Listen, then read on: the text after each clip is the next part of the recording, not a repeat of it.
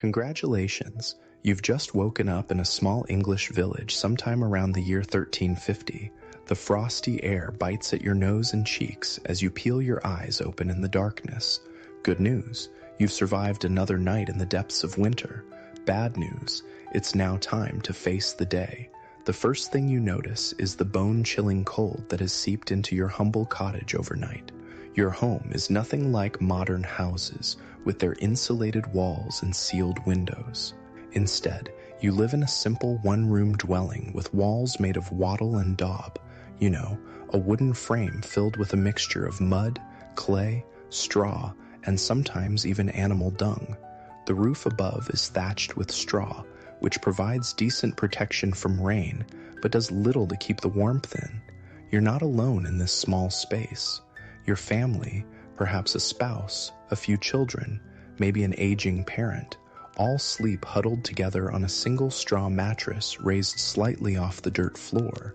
The good news is that sleeping close together helps share body heat.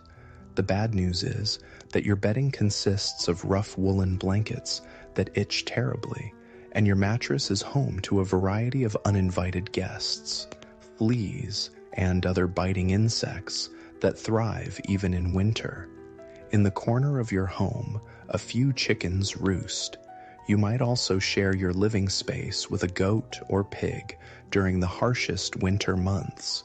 The animals' body heat is a welcome addition, and keeping them alive through winter is essential for your family's future. Of course, there's a downside to this arrangement. The smell and mess of livestock living indoors isn't pleasant, but it's a small price to pay for the warmth they provide.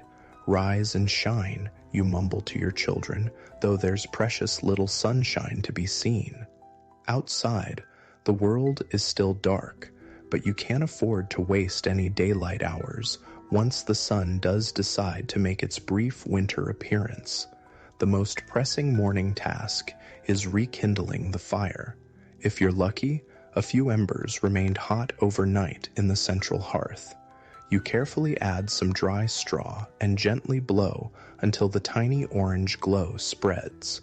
Gradually, you add small twigs and eventually larger pieces of wood.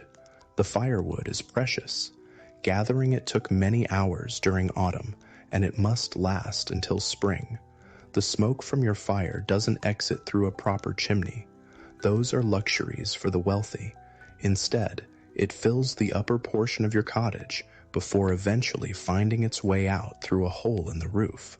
The good news is that the smoke helps preserve the thatching above, preventing it from rotting and keeping some insects at bay.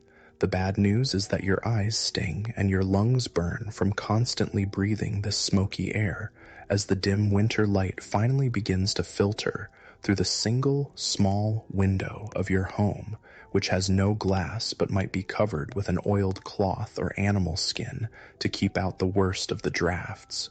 You can now see your breath misting in the air. Even with the fire lit, the cottage never truly gets warm during winter.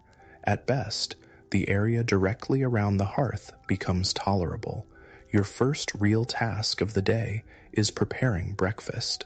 The meal would seem painfully simple to modern standards. A thin porridge made from whatever grain you have stored, perhaps barley or rye. If you're fortunate, you might add a tiny bit of honey or dried fruit. More likely, it's just boiled grain with a sprinkle of salt, if you can afford such a luxury. After ladling the hot porridge into wooden bowls for your family, you take a moment to appreciate even this simple food. Winter is the hungry season, and food stores dwindle alarmingly as the weeks pass. The good news is that you planned carefully after harvest, setting aside enough grain to hopefully last through these lean months. The bad news is that many winters bring unexpected challenges. A leaky storage bin that allowed moisture in, causing precious grain to rot, or perhaps rodents finding their way into your stores. Eat up, you tell your children. We've got work to do. Even in winter, there are endless chores for a medieval peasant. While the growing season has long passed, Animals still need tending, repairs must be made, and preparations for spring can begin even in the coldest months. As you step outside, the cold intensifies. Your clothing provides some protection, but nothing like modern winter gear. You wear several layers, a linen undergarment next to your skin, then one or more woolen tunics or dresses. Your outer layer might be a cloak made of heavy wool, perhaps lined with fur if you're among the more prosperous peasants. On your feet are simple leather shoes, maybe stuffed with straw for insulation, and wrapped with rags for extra warmth. A woolen cap covers your head, and you might have mittens made from scrap fabric or leather. The good news is that wool retains some of its insulating properties even when wet. The bad news is that your clothes are perpetually damp in winter, between sweat, snow, and the general moisture in the air. Drying them completely is nearly impossible without risking scorching them by the fire. Your village looks different in winter. The muddy pathways between cottages might be frozen solid or covered in snow. Smoke rises from the homes of your neighbors, fellow peasants who face the same daily struggle for survival. In the distance stands the manor house where the lord who owns these lands lives in relative comfort. Beyond that, you can see the village church, its stone walls standing firm against the winter winds. Your first outdoor task is checking on the livestock. Most medieval peasants owned at least a few animals, perhaps chickens for eggs, a goat or cow for milk, maybe a pig or two, and possibly an ox for heavy farm work. In summer, these animals might graze in common fields, but in winter, they need fodder that you carefully stored during the autumn harvest. The good news is that caring for animals gives purpose to your winter days. The bad news is that fodder, like all stores, is finite.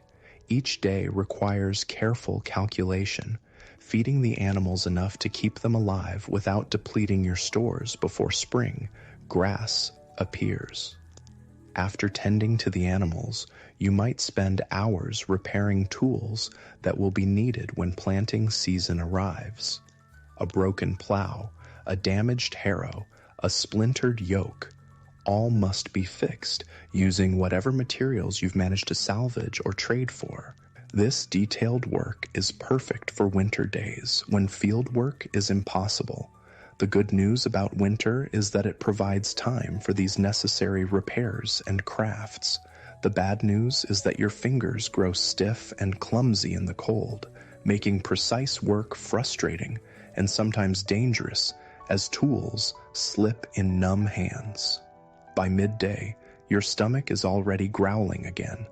The winter diet of a medieval peasant was monotonous and often barely adequate. The midday meal might be more porridge, perhaps, with the luxury of a few vegetables from your winter stores, dried peas or beans soaked and cooked into a thick pottage, or hearty root vegetables like turnips and parsnips that keep well in cold storage. Meat is a rarity, saved for special occasions. You might have slaughtered a pig at the beginning of winter, carefully preserving the meat by smoking or salting it.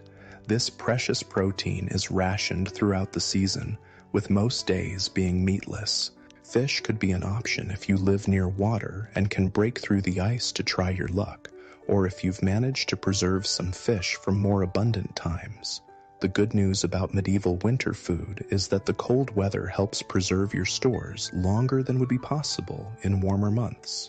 The bad news is the lack of fresh fruits and vegetables, which leads to nutritional deficiencies. By late winter, many peasants suffer from various ailments related to poor diet, including scurvy from lack of vitamin C. As afternoon wears on, you gather with family and perhaps neighbors for some of the day's most essential work, collecting firewood. While you stockpiled wood during autumn, winter always demands more than expected.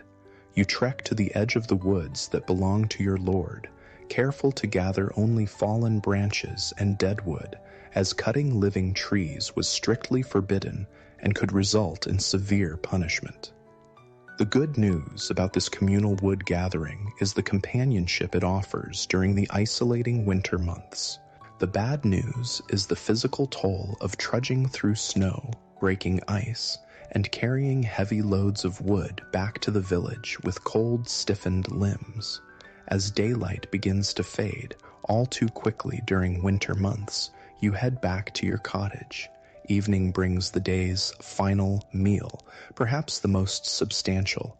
The family gathers around the fire, sharing another bowl of pottage, maybe with a precious morsel of preserved meat, or fish added to the mix if you're fortunate. Evenings in a medieval winter were long and dark. Candles and lamp oil were expensive luxuries that most peasants couldn't afford to use regularly. Instead, the fire provides both warmth and light.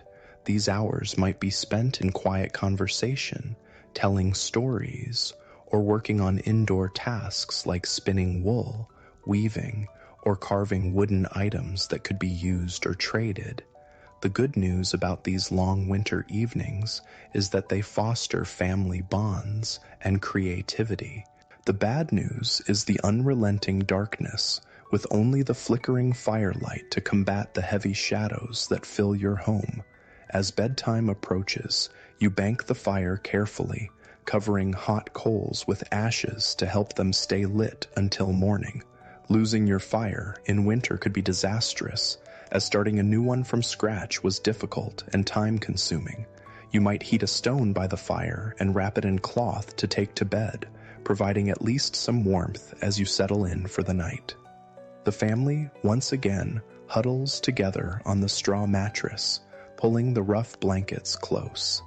Tomorrow will bring similar challenges: the cold, the hunger, the endless work of simply surviving. Yet there's comfort in routine and in knowing that each day brings you closer to spring. As you drift towards sleep, you might ponder the good and bad of your medieval winter existence.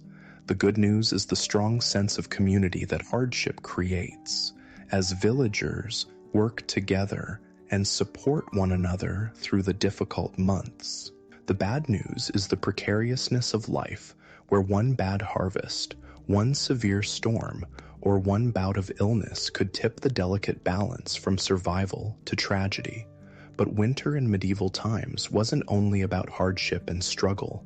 It also brought moments of joy and celebration that helped brighten the darkest days.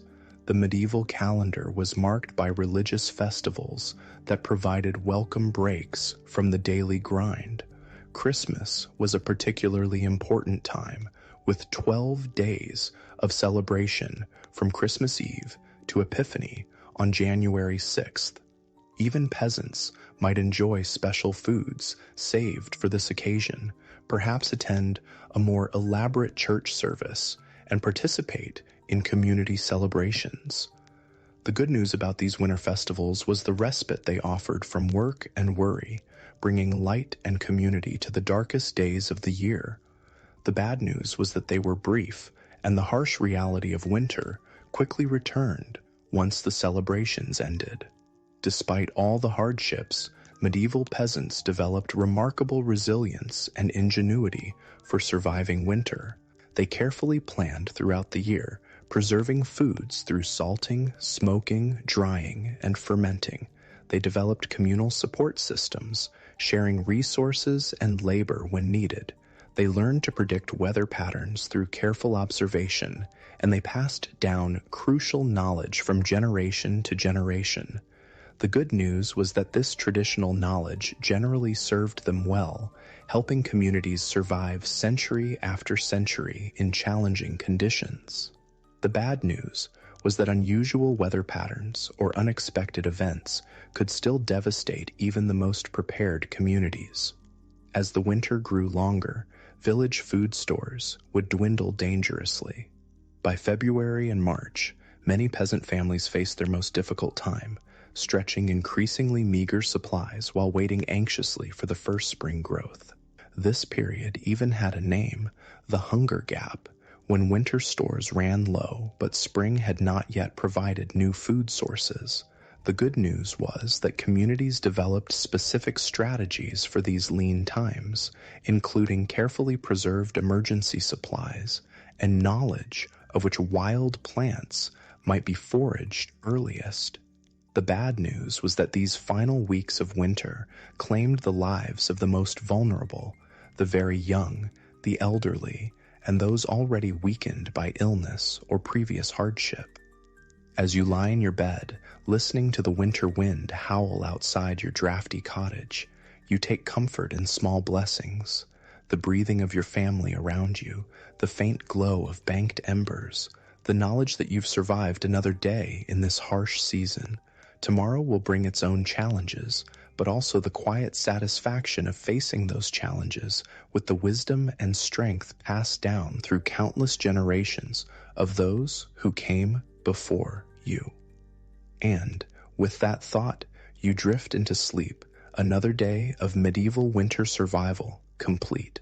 The darkness outside is absolute, the cold relentless, but within your simple home is the warmth of family and the resilience of the human spirit that has always found ways to endure even the harshest seasons.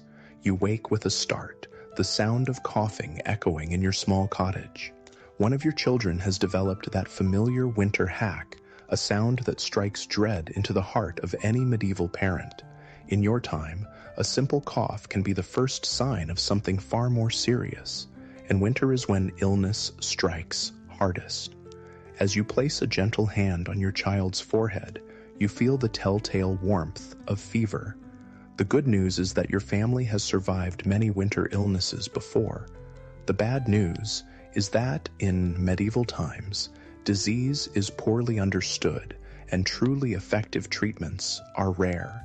You rise quietly, careful not to disturb the others still sleeping, and move to the hearth where last night's embers still glow faintly. Breathing gently on the coals and adding small kindling, you coax the fire back to life. The first light of dawn won't appear for hours yet, but sleep has abandoned you as worry takes its place. While the fire grows, you reach for a small bundle of dried herbs hanging from one of the roof beams. Medieval peasants relied heavily on herbal remedies passed down through generations. Your grandmother taught your mother, who taught you which plants to gather during summer and autumn, how to dry and store them, and how to prepare them for various ailments. For your coughing child, you prepare a simple tea of dried thyme and sage, plants known for easing coughs and fighting fevers. You add a precious spoonful of honey, saved for just such occasions.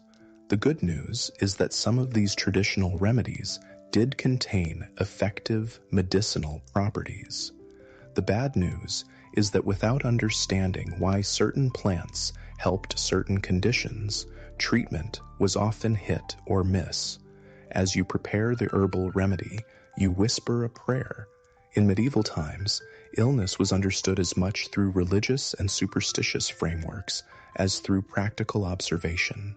Disease might be seen as divine punishment, the work of evil spirits, or the result of an imbalance in the body's humors: blood, phlegm, black bile, and yellow bile.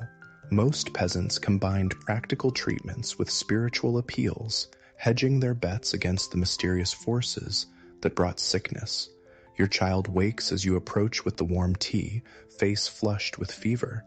"Drink slowly," you murmur, helping to hold the simple wooden cup. "This will help you feel better."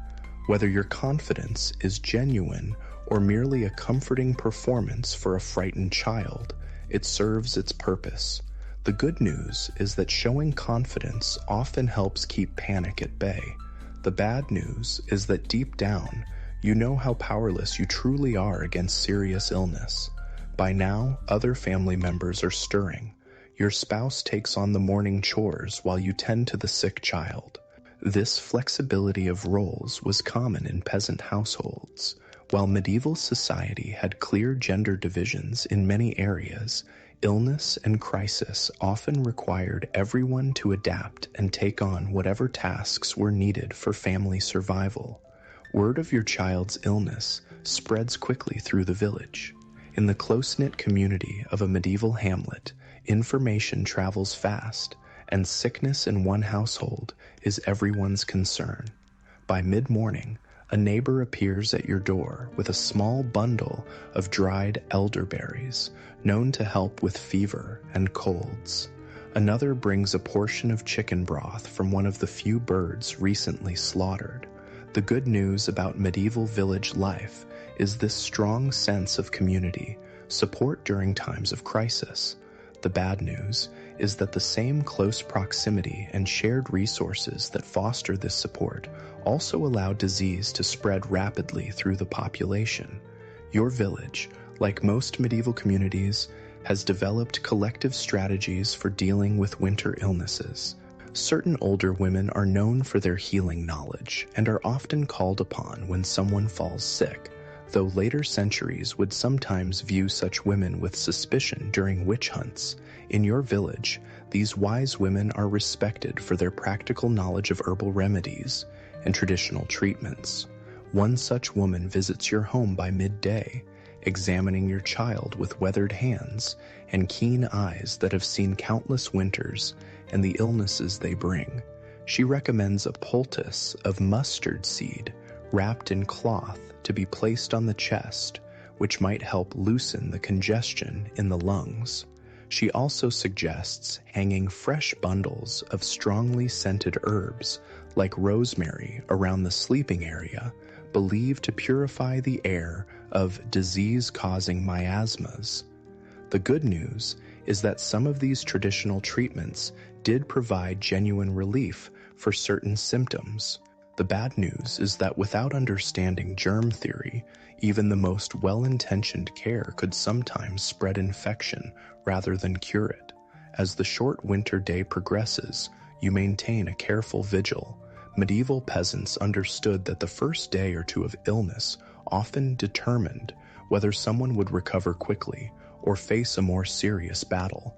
The greatest fear is that a simple cough might develop into pneumonia or consumption, tuberculosis, diseases that claimed countless lives during the winter months. You ensure your child drinks plenty of fluids, herbal teas, weak ale, which was safer than water in medieval times due to the brewing process, and broth when available. You keep the fire burning to maintain warmth in the cottage, though this requires using precious winter firewood at a faster rate than planned. The good news about medieval healthcare is that basic supportive care, keeping patients warm, hydrated, and fed, was well understood and practiced. The bad news is that without antibiotics or effective ways to reduce dangerous fevers, many infections that would be considered minor today could become life-threatening. By evening, other concerns begin to press on your mind.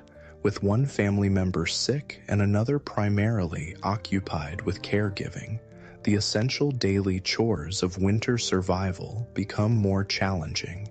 Animals still need feeding, water must be fetched, and firewood gathered. In a medieval peasant household, there was precious little margin for disruption in the daily work routine. Fortunately, the same community that brought remedies also offers practical help. A neighbor's child arrives to help with livestock care, and another brings a bundle of firewood to supplement your supply. This mutual aid system was essential to village survival, with each family knowing that their turn to need help would inevitably come. "Many hands make light work," your neighbor says with a nod as he drops off the firewood, a sentiment that defined medieval community life, especially during the challenging winter months. As darkness falls early, as it always does in winter, your family gathers around the fire for the evening meal. Your sick child manages to eat a small portion of the simple pottage, a thick soup of barley and dried vegetables that forms the staple of your winter diet. Even this small appetite is an encouraging sign. The good news is that your child's fever seems to be holding steady rather than worsening. The bad news is that the night ahead will be long and anxious, as darkness in the medieval world brought heightened fears and limited options for care. Nighttime illness in medieval winter presented particular challenges. Without adequate lighting, candles and lamp oil were expensive luxuries. Caring for the sick during night hours meant working largely by touch and sound in the dim glow of the banked fire. Temperature changes were harder to monitor, and deteriorating symptoms might not be noticed until morning. You prepare for the night by placing a small cup of herbal tea near the fire where it will stay warm, gathering extra blankets, and arranging sleeping positions so that you can easily reach your sick child. The family settles in earlier than usual, conserving energy for what might be a difficult night. In the darkness, the sounds of winter become more pronounced, the wind whistling through thatching, the occasional creak of wooden beams contracting in the cold, the soft breathing of your family members, and the more labored breathing of your sick child. Medieval peasants were intimately attuned to these sounds, reading in them the subtle changes that might signal improvement or decline in a patient's condition. Through the night, you wake frequently to check on your child, offering sips of tea and adjusting coverings as needed. This pattern of interrupted sleep would be familiar to any parent throughout history, but for medieval caregivers, each wakeful moment also carried the weight of knowing how quickly illness could turn deadly, especially for the young and old. As the night deepens, your thoughts turn to other winters and other illnesses your family and village have endured. The specter of the Great Mortality, what later generations would call the Black Death, still haunts collective memory, even years after its most devastating outbreaks. Though the plague was most associated with warmer months, winter brought its own deadly infections, particularly those affecting the lungs. The good news is that your village has been spared the worst epidemics in recent years. The bad news is that every medieval person lived with the knowledge that disease could sweep through a community with devastating speed, leaving grief and empty homes in its wake. By morning, your vigilance is rewarded with small signs of improvement. Your child's fever has broken sometime in the night, and though the cough remains, it seems less severe. The immediate crisis appears to be passing, though recovery will take time and continued care. Word of the improvement spreads through the village as quickly as news of the illness did. Your neighbors express relief, not just out of compassion, but also from practical concern. Widespread illness could threaten the entire community's winter survival if too many fell sick to perform essential tasks. God has been merciful, one neighbor comments when she visits. This religious framework for understanding both illness and recovery was central to medieval experience.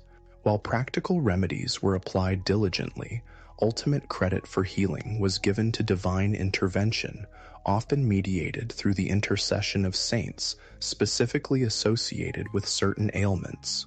The improvement in your child's condition allows you to turn attention back to the ongoing demands of winter survival. The episode has depleted some of your carefully stored supplies, extra firewood burned to maintain warmth, herbs used for remedies, and food shared to make nourishing broths. These resources must now be conserved even more carefully to last until spring. This pattern of crisis, community response, and readjustment was a familiar rhythm in medieval village life. The good news is that this created remarkably resilient communities, capable of weathering difficulties through collective action.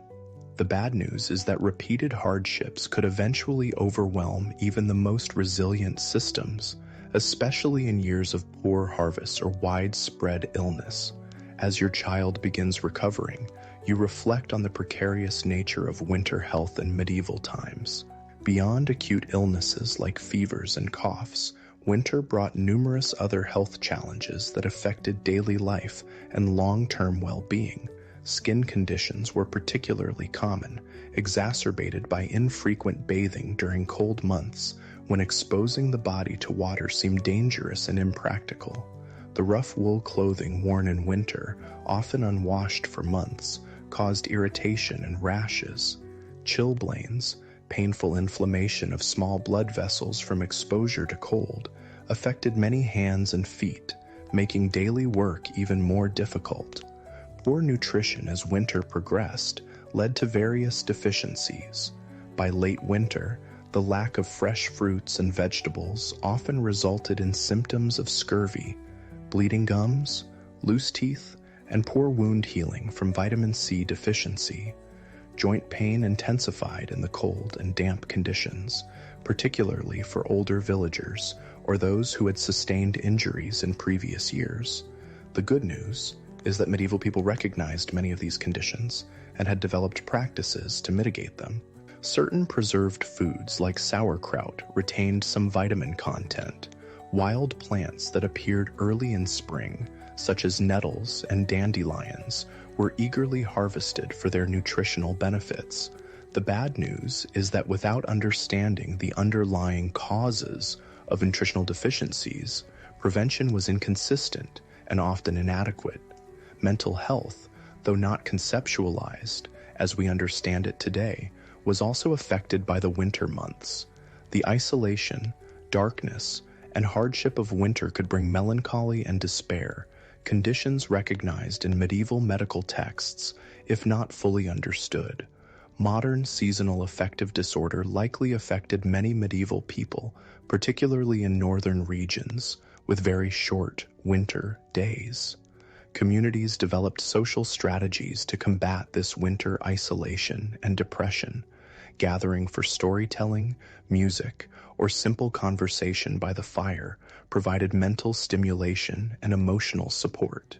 Work that could be done indoors, like spinning, weaving, or tool repair, was often performed in small groups rather than individually, creating opportunities for social interaction during the isolated winter months. The good news about these social gatherings was the sense of community and shared experience they fostered. The bad news was that the same close indoor gatherings that provided emotional comfort also created ideal conditions for the spread of infectious disease. As your family navigates the recovery from this episode of illness, you're reminded of the knowledge passed down through generations about surviving winter ailments. Your grandparents lived through far worse winters and epidemics, and their accumulated wisdom, practical remedies, observation skills, preventative practices, has been transmitted to you through stories and direct teaching. This oral tradition of health knowledge was essential in medieval communities, where literacy was rare and written medical texts, when they existed at all, were in Latin and accessible only to educated clerics and physicians who served the wealthy. Peasant medicine relied on observation, experience, and carefully preserved traditional knowledge. Watch the chest when they breathe, your mother had taught you. When the skin pulls in between the ribs with each breath, that's when you need to worry most. Such practical diagnostic skills helped families make crucial decisions about when to intensify care, when to seek additional help, and when to prepare for the possibility of death. For despite all care and community support, death was a frequent winter visitor in medieval villages. Infant mortality was particularly high, with children under 5 being especially vulnerable to respiratory infections. The elderly, already weakened by a lifetime of physical labor and previous illnesses, often succumbed during particularly harsh winter periods. The good news, if it can be called that, was that medieval communities had developed meaningful rituals and belief systems to make sense of death and help the living cope with loss. The bad news was the frequency with which these rituals needed to be performed, especially during difficult winters. When death did come to a village household, the community responded with practical and spiritual support. Neighbors would help prepare the body. A fire would be maintained in the home during the brief period before burial, and the church bells would toll to announce the passing and call for prayers for the departed soul. Winter burials presented their own challenges, with frozen ground sometimes making grave digging nearly impossible, requiring bodies to be stored until the earth thawed enough for proper interment. But your family has been fortunate this time. The illness that struck has begun to recede, leaving exhaustion but not tragedy in its wake. As your child continues to recover, sleeping now more peacefully than during the height of the fever, you turn your attention back to the ongoing work of winter survival. Outside your cottage, the winter sun makes a brief appearance, sending weak rays through your small window opening. Even this minimal light lifts your spirits after the anxious night. Medieval people were keenly attuned to these small gifts of light and warmth during the dark months, seeing in them both practical benefit and symbolic reassurance that spring would eventually return. You step outside briefly to empty a basin of water used for compresses during the night. The cold air, fresh after the smoky interior of your cottage, fills your lungs. In the village center, you see others going about their necessary tasks, carrying water, tending livestock, repairing tools and equipment. Life continues its measured winter pace, each day bringing the community one step closer to spring. A neighbor waves in greeting, calling out to ask after your child. You respond with cautious optimism, and she nods in understanding. This exchange, brief as it is, reinforces the shared experience of winter survival, the knowledge that each household faces similar challenges and that none faces them entirely alone. The good news is that this sense of shared struggle creates bonds that help sustain both individuals and the community through the darkest season. The bad news is that even these bonds can be tested by prolonged hardship, as scarcity sometimes forces difficult choices about the distribution of limited resources. Back inside your cottage, you find your recovering child awake and asking for food, a welcome sign. You prepare a small portion of the previous night's pottage, reheated by the fire. While simple, this food represents the careful planning and preservation that makes winter survival possible. Each stored grain, dried vegetable, and preserved meat is the result of labor performed months earlier, with winter's challenges clearly in mind. As your child eats, you begin catching up on tasks neglected during the height of the illness. There is wool to be carded and spun, a crucial indoor winter activity that provides both necessary material for clothing and potential income through trade or sale. There are repairs to be made to a leak in the roof that became apparent during recent snowmelt.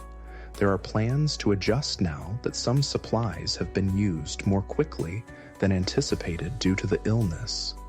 Medieval peasant life required this constant adaptation and problem solving, particularly during winter when margins for error were slim. The good news is that this necessity bred remarkable resourcefulness and practical ingenuity. The bad news is the constant mental burden of navigating survival with such limited resources and technological options. Your spouse returns from morning chores with news from elsewhere in the village. Another household has someone showing signs of illness similar to what your child experienced. This information is both concerning and practically useful, suggesting a pattern rather than an isolated incident. Medieval communities tracked the spread of illness carefully, using this information to make decisions about care, approaches, and community gatherings. Best to postpone the woolworking gathering planned for tomorrow, your spouse suggests, and you agree. While such social work events were important for both productivity and morale during winter, the risk of spreading sickness outweighed the benefits when illness was moving through the village. As the day continues, you maintain a watchful eye on your recovering child while returning to the rhythm of necessary work. The illness has been a reminder of winter's dangers, but also of the systems of knowledge, practice, and community support that make survival possible even in harsh conditions. By evening, your child is notably improved, able to sit up and take more substantial food. The cough remains, but is less frequent and severe. While full recovery will take time, the most dangerous period appears to have passed. You offer silent thanks to God, to the plants that provided medicine, to the neighbors who offered support, and to the knowledge passed down from ancestors that guided your care. As darkness falls once more, your family settles by the fire. Tomorrow will bring its own challenges, but tonight there is the quiet satisfaction of having weathered another of winter's threats. Your child dozes, breathing more easily than the night before. Outside, the stars emerge in the clear, cold sky, their light reaching your world after unimaginable journeys across time and space, not unlike the journey of knowledge that has passed through countless generations to help your family survive this medieval winter night. The next few days bring a welcome respite from immediate crisis as your child steadily recovers. Yet winter is far from over, and perhaps the greatest challenge now looms before your household and the entire village: the growing scarcity of food. It's that dreaded time known as the hunger moon, what modern historians call the hunger gap of late winter, when preserved foods dwindle, but spring's fresh growth has yet to appear. You rise before dawn, as always, and move straight to the storage area of your cottage.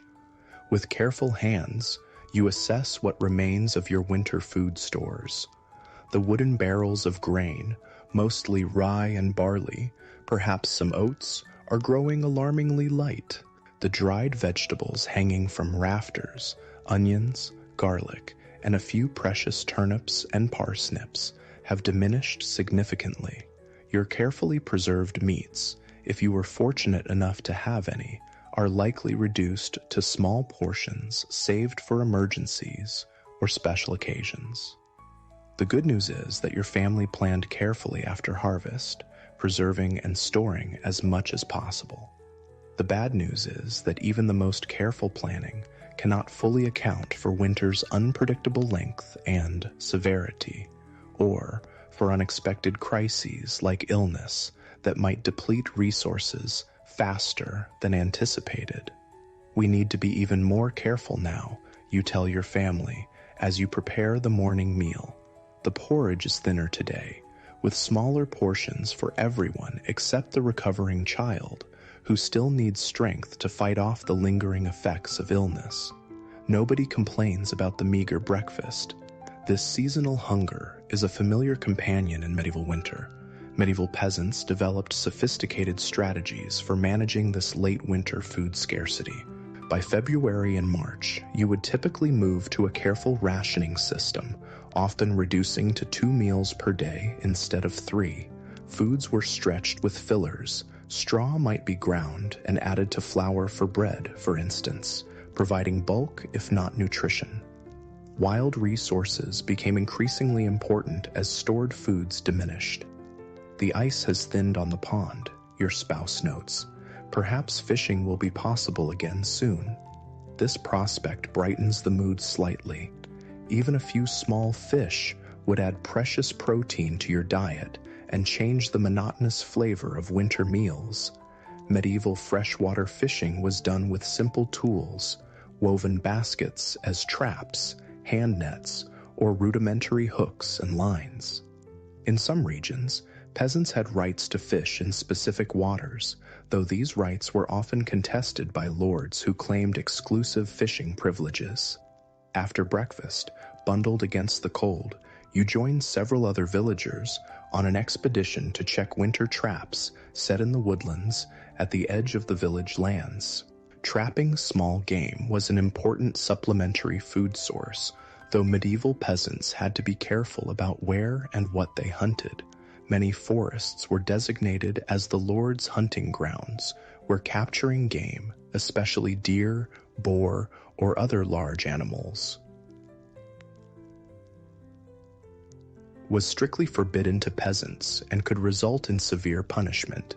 Still, most lords turned a blind eye to peasants trapping rabbits, squirrels, and other small animals during the desperate late winter months, recognizing that this food source helped ensure the survival of the workforce needed for spring planting. Some enlightened lords even explicitly granted these rights as part of the complicated social contract of feudalism. The good news about the trapping expedition is that 2 snares have successfully caught rabbits, providing a welcome source of fresh meat for the village. The bad news is that these 2 animals must be divided among 5 families who participated in setting and checking the traps. Your share will make one small but precious meal.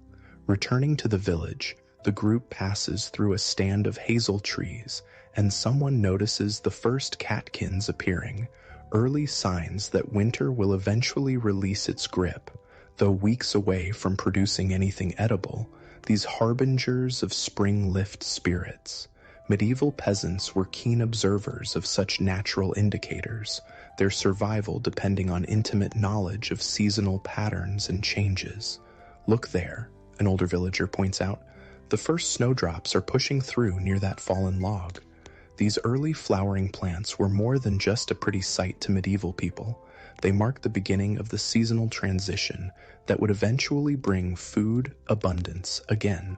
Some early spring plants were also medicinal or edible, making their appearance genuinely life-sustaining. Back in the village, you encounter the manor's steward, the lord's representative, who oversees the peasants' obligations and manages the estate's resources. His appearance in the village during winter is unusual enough to cause concern. Typically, direct oversight relaxed during these months when field work was minimal. "The Lord requires additional firewood for the manor house," the steward announces to the gathered villagers. Each household must provide 1 additional bundle by week's end. This demand is met with carefully concealed dismay. Winter obligations to the Lord were generally lighter than during growing and harvest seasons, but they could still be imposed, and refusing was not an option for most peasants. The good news is that the Lord's demand is relatively modest, 1 bundle of firewood per household, rather than the more burdensome labor or food levies that might be demanded in other seasons. The bad news is that your own firewood supplies are already carefully measured to last until warmer weather, and this additional requirement will mean colder nights for your family. "We'll gather it tomorrow," you tell the steward with a respectful nod, keeping any hint of resentment from your voice. The complicated relationship between peasants and their lords was a defining feature of medieval life. While modern people might view the feudal system as simply oppressive, the reality was more nuanced, involving mutual obligations and unwritten understandings that helped both parties survive. Lords provided land, some protection, and certain rights to their peasants. In return, peasants owed labor, a portion of their produce, and various other services and fees. During winter, this relationship often shifted slightly, with many lords recognizing the hardships of the season and reducing demands accordingly. Some even provided emergency food from manor stores during particularly difficult late winters, recognizing that starving peasants couldn't work effectively when spring arrived. However, the quality of this relationship varied enormously depending on the particular lord, the regional customs, and the specific category of peasantry to which a family belonged. Free peasants had more rights and fewer obligations than serfs, who were legally bound to their lord's land and subject to more extensive demands. After the steward departs, the villagers gather briefly to organize tomorrow's wood-gathering expedition. "We'll go together," the village reeve, an elected peasant who helped manage community affairs, decides. "More hands will make quicker work of it, and we can help the households still weakened by illness." This cooperative approach to meeting obligations was typical of medieval village life, where community survival often depended on collective action. As you return to your cottage, you notice dark clouds gathering on the horizon. Storm coming, you murmur to yourself, recognizing the signs from decades of weather observations. Medieval weather forecasting relied entirely on such traditional knowledge: cloud patterns, animal behaviors, wind shifts, and other natural indicators passed down through generations of rural experience. Inside your home, you find your children engaged in essential winter tasks. Medieval children began contributing to household work from a very young age, with responsibilities increasing as they grew. Even a child of 5 or 6 might be responsible for simple tasks like winding yarn, feeding small animals, or helping process preserved foods. By 8 or 10, children were significant contributors to family labor, though their work was generally adjusted to their size and strength. Your older child is carefully separating dried beans from their pods, a tedious but necessary task that provides both food for upcoming meals and seeds for spring planting. The younger one, still recovering from illness, sits wrapped in a blanket near the fire, working on a simple weaving project. The good news about medieval childhood was the early integration into meaningful work that provided clear purpose and valuable skills. The bad news was the lack of educational opportunities for most peasant children, whose knowledge would come almost exclusively from practical experience rather than formal learning. You join them by the fire, taking up your own winter work, perhaps mending clothing, crafting simple tools, or processing wool or flax for textile production. These indoor activities were the backbone of winter productivity for medieval peasants, allowing useful work to continue even when agricultural labor was impossible. As predicted, the storm arrives by evening, bringing howling winds and a fresh blanket of snow. Your family huddles closer to the fire, listening to the sounds of winter's fury outside. Such storms posed significant dangers in medieval times. Travel became nearly impossible, potentially isolating those caught away from home. Buildings could be damaged by heavy snow or high winds. Animals might be injured or killed if not properly sheltered. The good news is that medieval peasants built their lives around the expectation of such weather, rarely traveling far from home during winter and constructing shelters for humans and animals with local weather patterns in mind. The bad news is that truly exceptional storms could still overwhelm these preparations, leading to casualties among people and livestock. As the wind howls outside, your family turns to another critical aspect of winter survival: storytelling. In an age before books were common or accessible to ordinary people, oral tradition was the primary vehicle for both entertainment and education. Winter evenings provided the perfect opportunity for sharing stories, legends, and practical knowledge across generations. "Tell us about the Great Frost," your younger child requests, referring to a particularly severe winter from decades past that has become part of family lore. As you recount the story, perhaps one your own grandparents experienced and passed down, you're participating in the transmission of survival knowledge disguised as entertainment. The tales of how previous generations endured exceptional hardships contained valuable lessons about techniques, warning signs, and emergency measures that might one day prove life-saving. The good news about this oral tradition was its effectiveness in preserving and transmitting crucial information in memorable forms. The bad news was that written records, which might have allowed for more precise preservation and wider sharing of knowledge, remained inaccessible to most peasants, who were typically illiterate. As the evening progresses and the storm continues, your thoughts turn to those who might be in particular danger on such a night. Medieval communities were generally aware of their most vulnerable members: the elderly living alone, the infirm, families who had already depleted their firewood or food supplies. During severe weather, checking on these vulnerable neighbors was considered both a Christian duty and a community necessity. When the storm breaks tomorrow, we should check on old Martin, you say, referring to an elderly widower living at the edge of the village. Your spouse nods in agreement. This mutual aid system was crucial to winter survival, creating a safety net in times when institutional support systems, like modern social services, were non-existent. The storm continues through the night, the wind occasionally rising to an unnerving shriek as it finds its way through the thatching or around the ill-fitting wooden door. Medieval buildings were far from weatherproof by modern standards. Even the most carefully constructed peasant homes allowed drafts, leaks, and infiltration of outdoor temperatures. The good news was that these same characteristics provided ventilation that prevented the worst effects of smoke inhalation from indoor fires.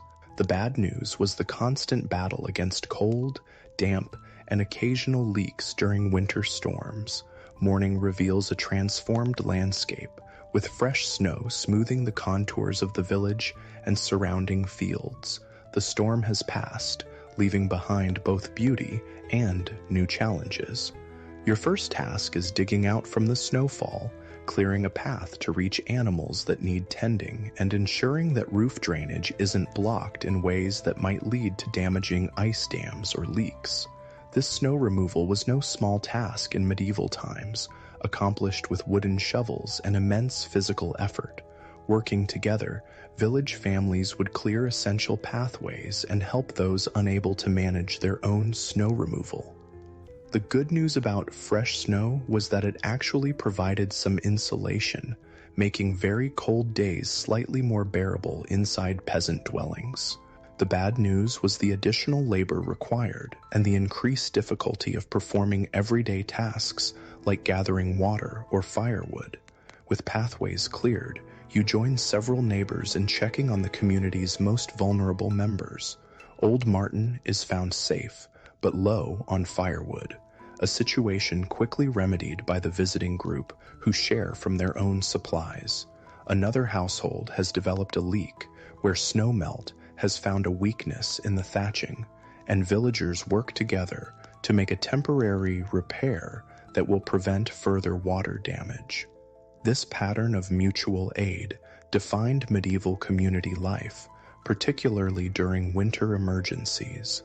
The good news was the remarkable resilience it created, allowing communities to withstand hardships that would overwhelm isolated households. The bad news was that in cases of widespread disaster, a regional famine or epidemic, for instance, even these communal systems could be overwhelmed when everyone faced the same desperate circumstances simultaneously. By midday, the initial post-storm crisis management is complete, and attention turns to taking advantage of the fresh snow for necessary winter tasks. Children are sent sledding down a nearby hill, not merely for recreation, though they certainly enjoy it, but to pack down a smooth snow path that will make it easier to transport harvested firewood back to the village on simple wooden sleds. Medieval winter work often combined practical necessity with elements of play or social enjoyment. The good news about this integration was that it made essential labor more enjoyable and fostered community bonds. The bad news was that even activities with elements of fun remained primarily work, with leisure as we understand it today being a rare luxury for peasants in any season. Your afternoon is spent in the communal wood-gathering expedition organized to meet the Lord's demand. The fresh snow makes walking to the forest edge more difficult, but will facilitate dragging the collected wood back to the village. Working together, the assembled villagers make relatively quick work of gathering the required bundles, though the labor is still strenuous in the cold conditions. As you work, conversation turns to the upcoming Candlemas celebration on February 2nd, one of several religious festivals that punctuated the winter season. For medieval peasants, these church holidays provided not only spiritual significance, but also welcome breaks from routine and opportunities for community celebration, even amid winter's hardships. The priest says, "We'll have new candles this year," someone mentions, referring to the blessing of candles that gave Candlemas its name. While primarily religious in nature, such festivals also served practical purposes in the medieval calendar. Candlemas traditionally marked the midpoint of winter, when half the winter stores should ideally remain if a household was to make it comfortably to spring.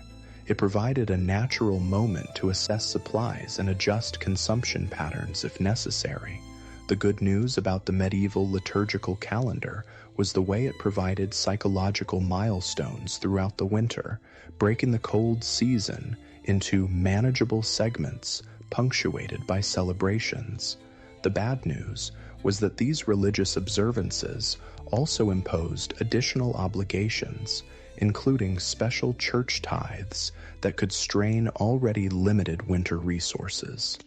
With firewood gathering complete, you help distribute the bundles, ensuring that each household has their required contribution ready for the steward's collection.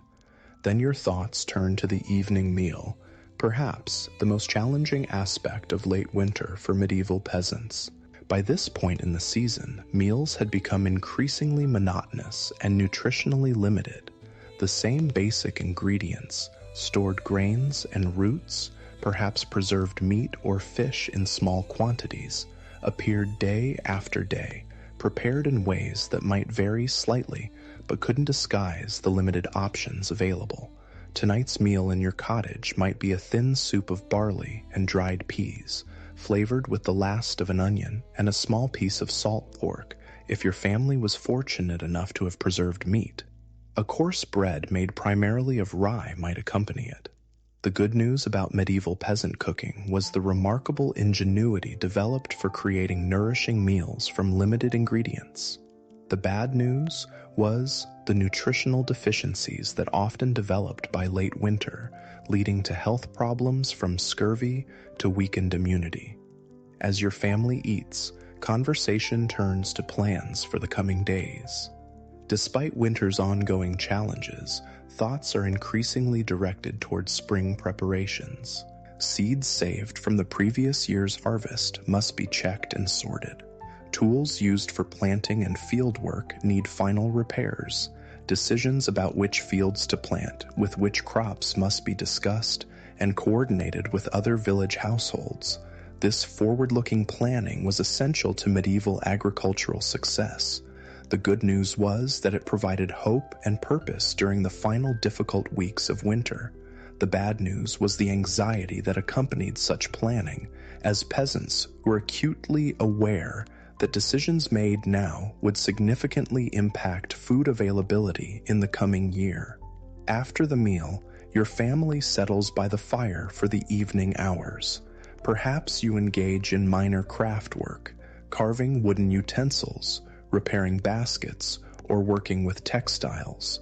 Many peasant households supplemented their agricultural livelihood with specialized crafts that could provide additional income or trade goods. This household craft production was especially important during winter when agricultural work was minimal. The good news about these craft skills was their contribution to both household self-sufficiency and economic resilience.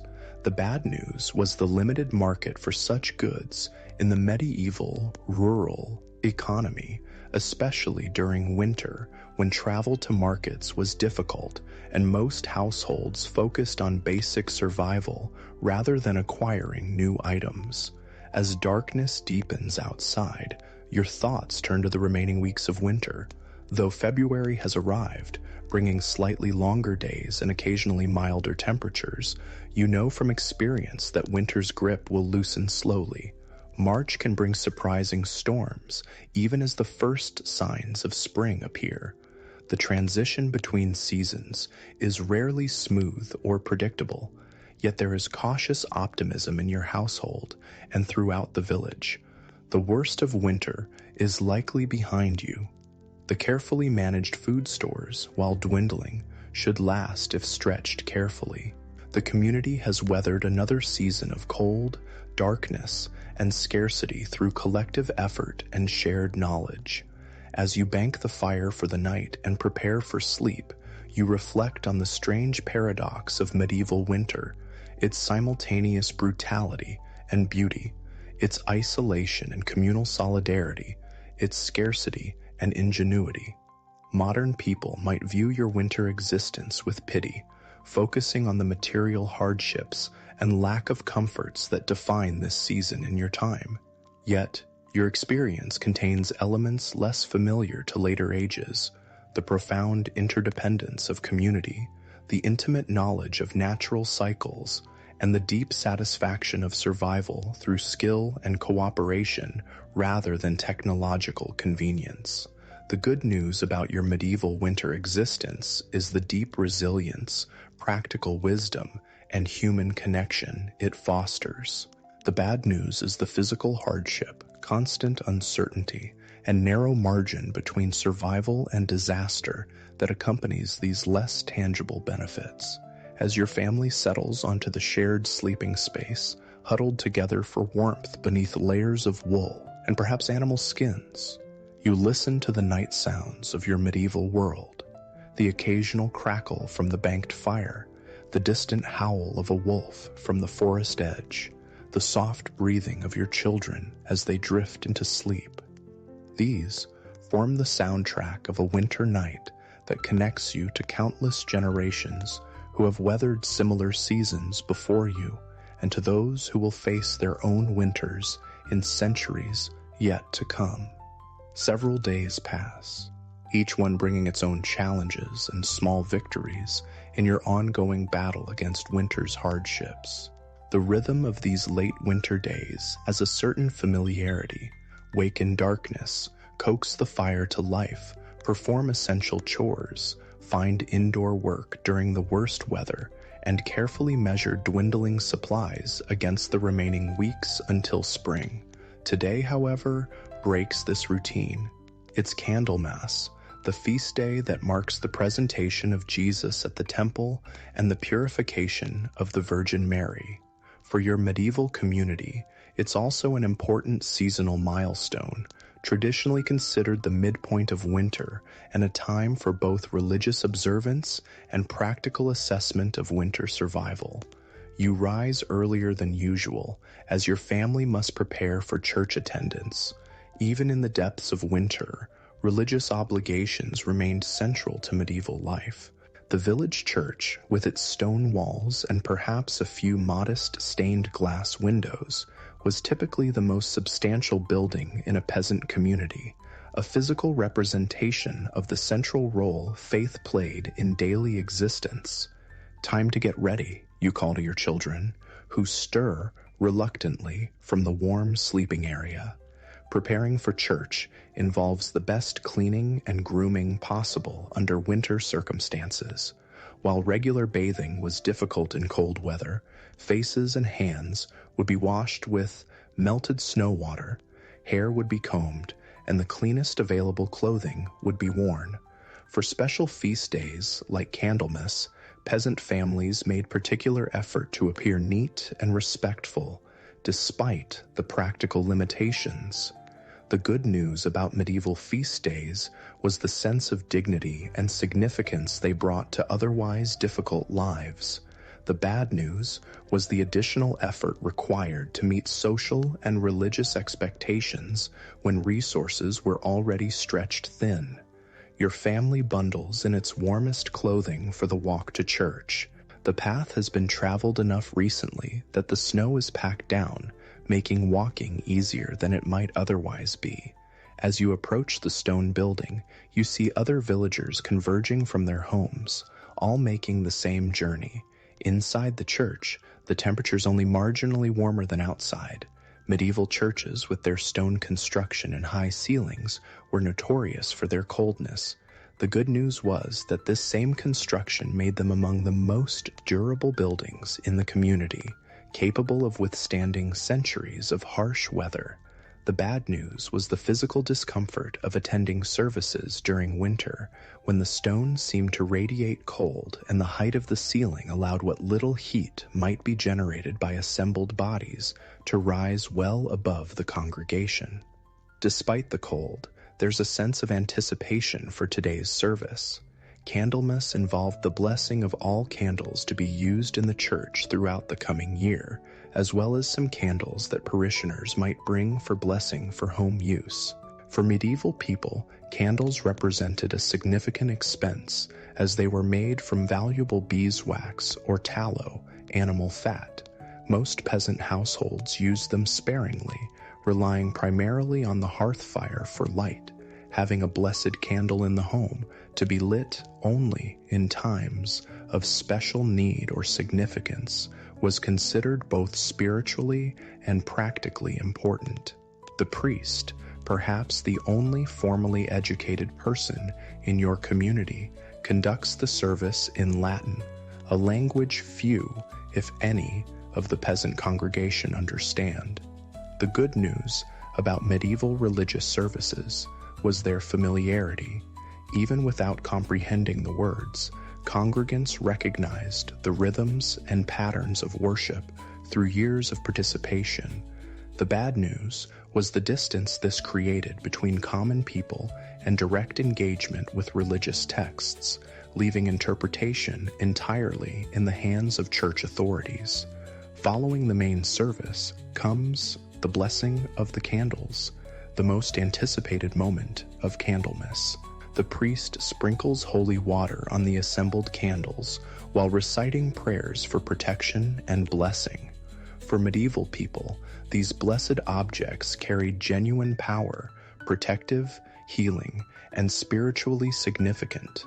The good news about this belief system was the comfort and sense of agency it provided in a world full of dangers beyond human control. The bad news was that these spiritual protections sometimes substituted for more practical precautions or solutions. After the church service comes another important aspect of medieval feast days, the communal gathering. Even in winter's scarcity, special occasions like Candlemas warranted small celebratory meals shared among the community. These might be held in the churchyard if weather permitted, or in the largest available building in the village.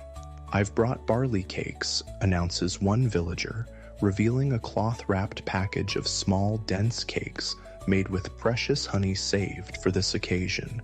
Another has contributed dried apple slices preserved from the fall harvest.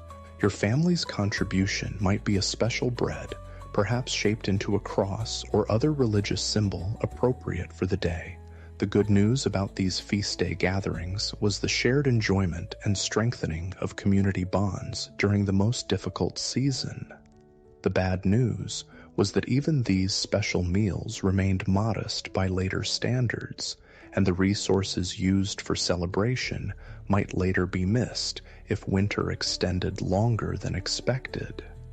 As the communal meal progresses, conversation turns to practical matters. Candlemas traditionally marked the point at which half of winter's stored provisions should remain if a household was to comfortably reach spring.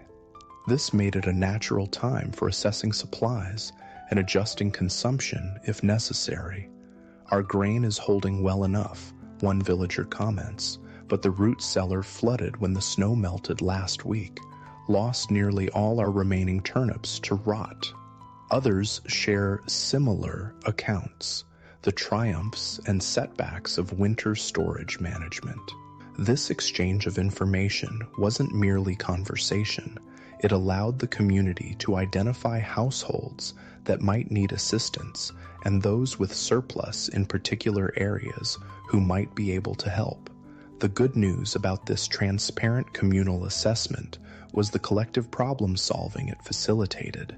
The bad news was the anxiety it could produce when multiple households reported shortages, suggesting potential community-wide scarcity in the weeks ahead. As the gathering continues, you notice the Lord Steward observing from a distance. His presence at village celebrations was common, partly participatory, partly supervisory. In medieval society, the relationship between peasants and their lords was complex and multifaceted. While lords held significant power over their peasant tenants, Successful manors depended on a certain degree of cooperation and mutual interest. Today, the steward approaches with an announcement. The Lord invites 6 village men to join the hunt tomorrow. Recent tracks suggest a wild boar has entered the South Woods. This news causes a stir of excitement. Typically, hunting in the Lord's forests was strictly forbidden to peasants, with harsh penalties for poaching. Special invitations to join hunts were both an honor and a practical opportunity to obtain meat during the lean winter months. The good news about such invitations was the acknowledgement of peasant skill and the chance to supplement dwindling food supplies. The bad news was the reminder of the power differential, that access to these resources remained at the Lord's discretion rather than by peasant right. The village reeve quickly selects the 6 men, choosing those with hunting experience and those from households with the greatest need for additional food. Your spouse is among those selected, bringing both pride and anxiety. Wild boar hunting was notoriously dangerous, even with proper weapons and hunting dogs.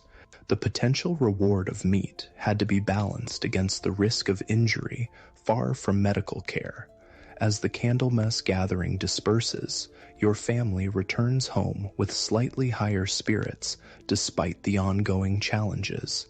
The religious observance, community connection, and prospect of fresh meat combine to create a rare sense of optimism in late winter. But practical concerns quickly return as you assess your own household supplies by the light of the newly blessed candle you've brought home. We need to be even more careful with the grain, you tell your children as you examine the remaining supply. Just a little longer until the first spring greens appear. This careful measurement and adjustment was a constant feature of medieval winter life, requiring both practical skill and psychological discipline. The good news was the developed ability to make precise calculations about consumption rates and remaining supplies. The bad news was the constant background stress of potential shortage, especially in these final weeks of winter. The next day dawns clear and cold, good hunting weather. Your spouse prepares to join the Lord's hunting party, dressed in the warmest available clothing and carrying a sturdy spear loaned by a neighbor with better tools. The village men selected for this honor gather near the manor house, where they'll receive instructions and be integrated into the hunting party alongside the Lord's trained huntsmen. For your part, the day will be spent on essential household tasks and preparations for the anticipated meat. If the hunt is successful, proper preservation of this unexpected bounty will be crucial. Medieval meat preservation typically involved salting, smoking, or a combination of both. While modern people might think primarily of refrigeration for food preservation, medieval peasants maintained sophisticated knowledge of multiple preservation techniques appropriate for different foods and circumstances. The good news about these preservation methods was their effectiveness at making perishable foods last for extended periods without modern technology.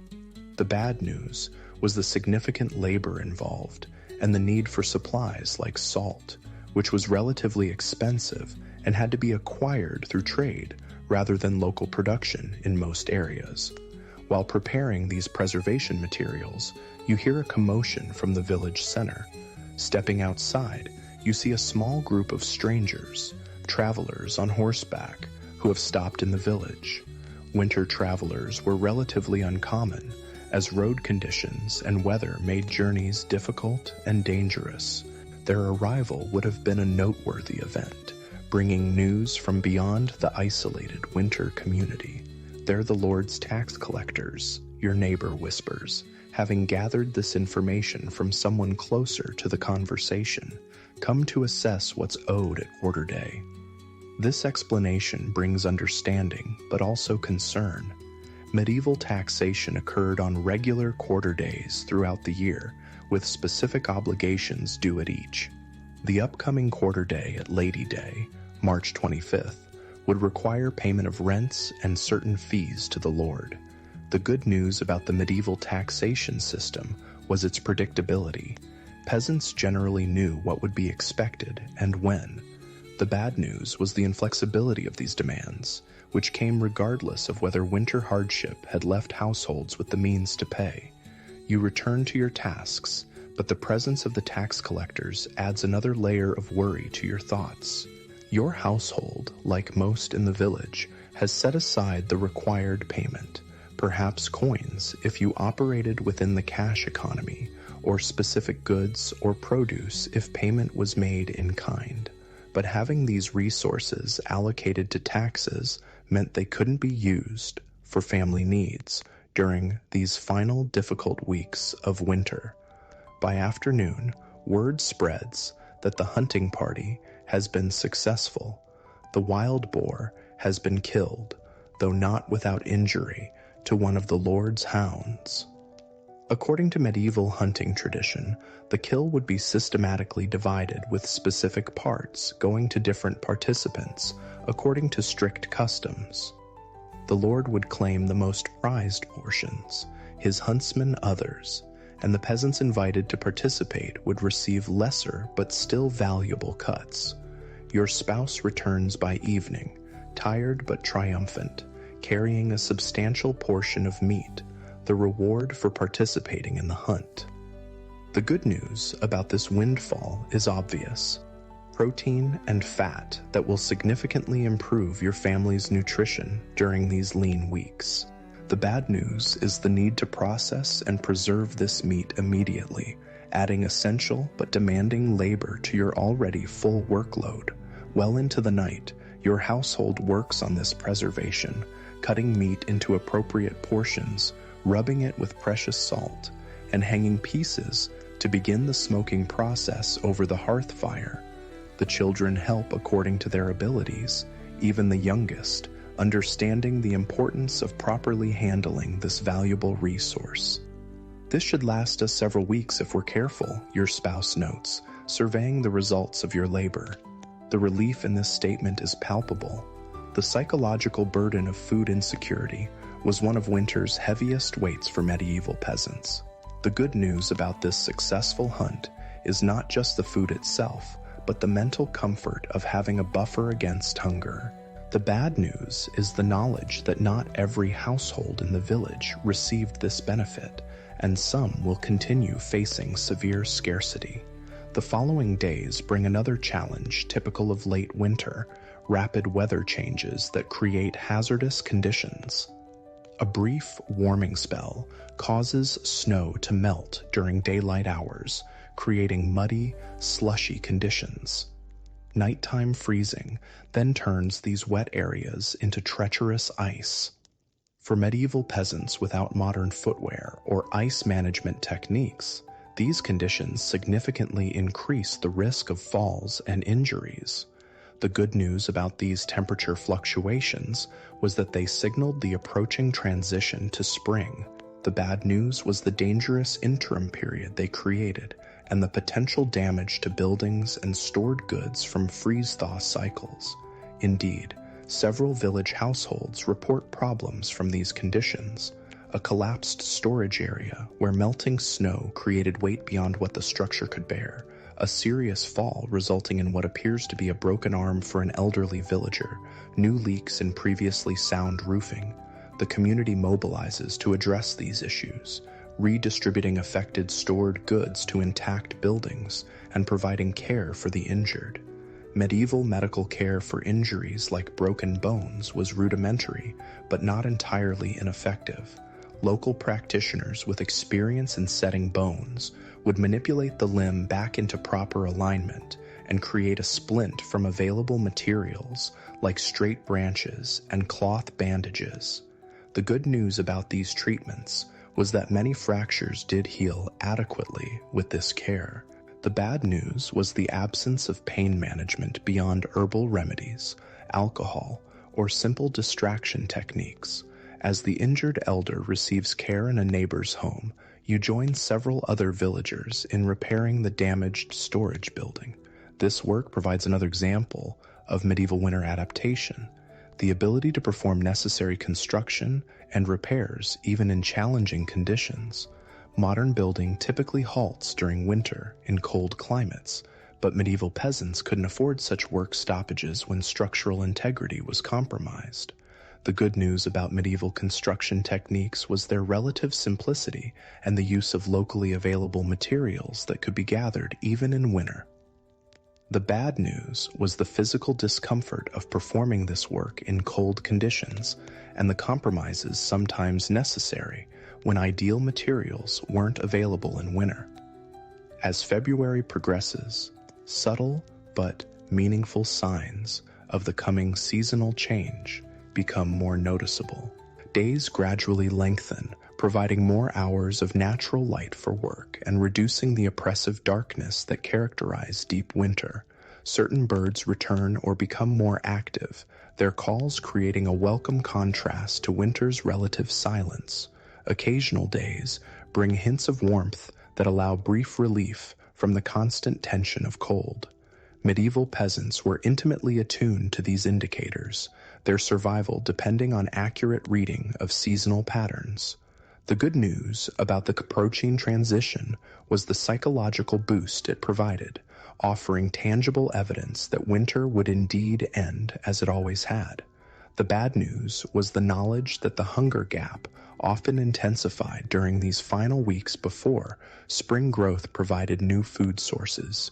Indeed, food management becomes increasingly critical in your household and throughout the village. Meals grow even simpler and portions smaller as preserved supplies dwindle. Your family benefits from the meat obtained through the hunt, but even this valuable resource must be carefully rationed to last. For many households, these final weeks of winter might introduce foods not normally considered desirable: inner tree bark processed to extract limited nutrition, deeply buried roots of certain plants that might be excavated even from frozen ground, animals typically considered unfit for consumption like hedgehogs or squirrels. Medieval peasants maintained knowledge of these emergency food sources as part of their survival strategy. The good news about this traditional knowledge was its effectiveness at preventing complete starvation during the winter's end when conventional foods ran out. The bad news was the limited nutritional value and often unpleasant taste of these emergency foods, along with the effort required to process them into edible form. Even as physical resources dwindle, community bonds intensify during these challenging final weeks of winter.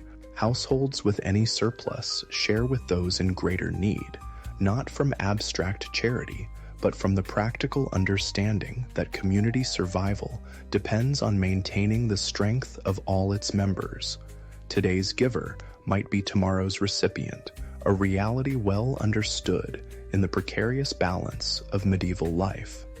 One evening, as your family sits by the fire engaged in necessary indoor work, perhaps repairing fishing nets in anticipation of ice melt on nearby waters, you hear the church bell ring at an unexpected hour. This immediately captures attention, as medieval bells served as the primary community communication system, with different ringing patterns indicating specific messages or events. "Fire!" someone shouts outside, interpreting the urgent pattern of rings. Your family quickly abandons their tasks and joins the rush toward the identified location, a cottage at the village edge where flames are now visible through the thatched roof. Fire represented one of the most feared disasters in medieval communities, with the potential to spread rapidly among closely built structures of highly flammable materials. The good news about medieval community response to fire was its immediacy and organization. Villagers quickly formed bucket chains from water sources to the blaze, brought tools for creating fire breaks by demolishing adjacent structures if necessary, and worked to save inhabitants and salvageable possessions.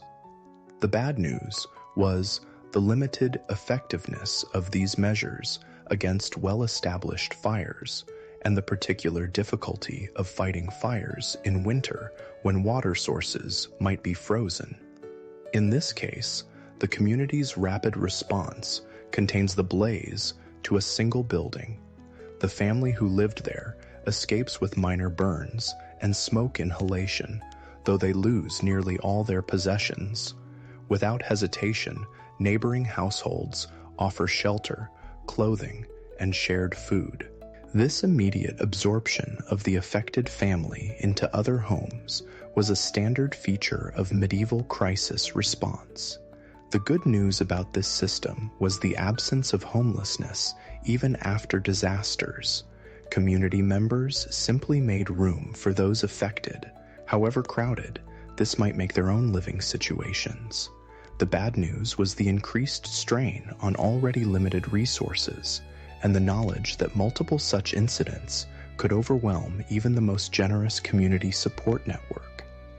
As February gives way to early March, your daily routines increasingly incorporate preparation for spring activities.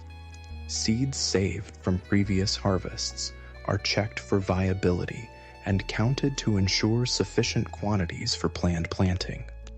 Tools needed for field work are given final repairs and sharpening. Discussions about crop rotation and field allocation become more frequent among village members, as medieval agriculture operated on a carefully planned communal system in many regions.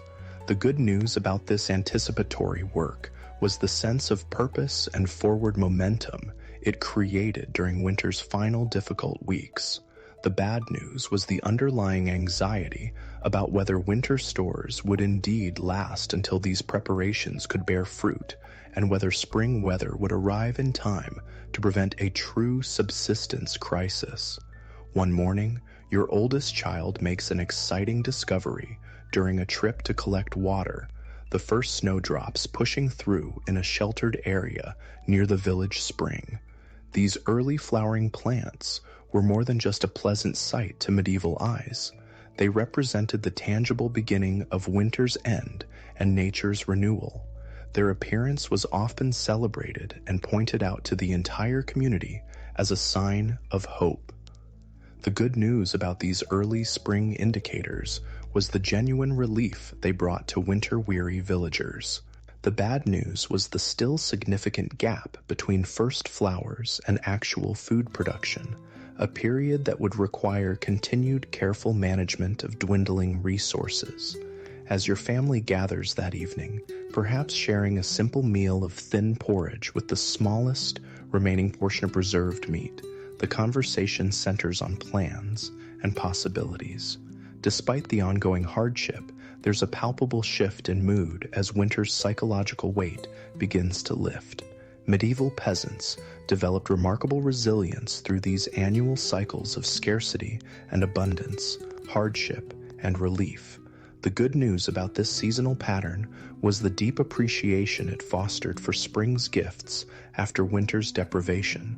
The bad news was the physical toll taken by months of cold, limited nutrition, and heavy labor, effects that accumulated over years of peasant life and contributed to the relatively short life expectancy of medieval populations.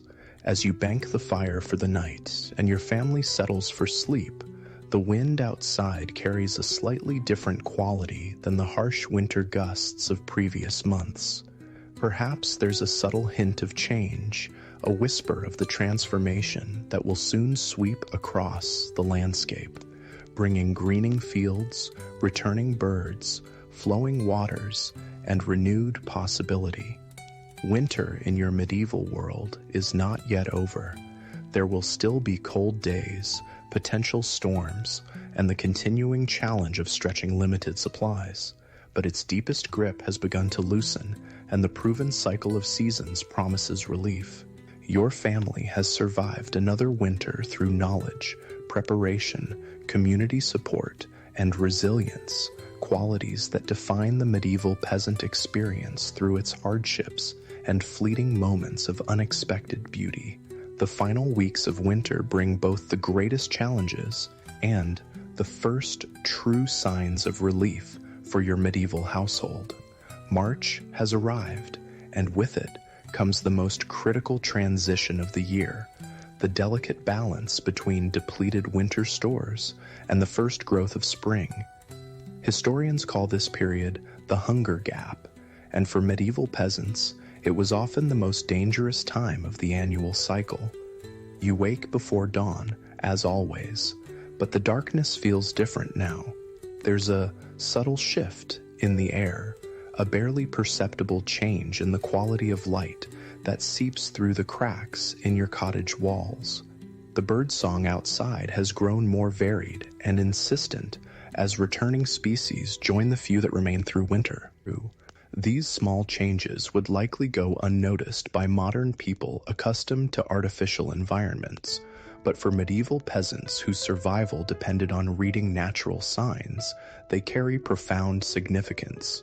Today's first task is a hopeful one, checking the earliest growing spots for any edible spring plants. Certain south-facing sheltered areas warm more quickly than the surrounding landscape, sometimes producing the first edible greens weeks before the general countryside awakens.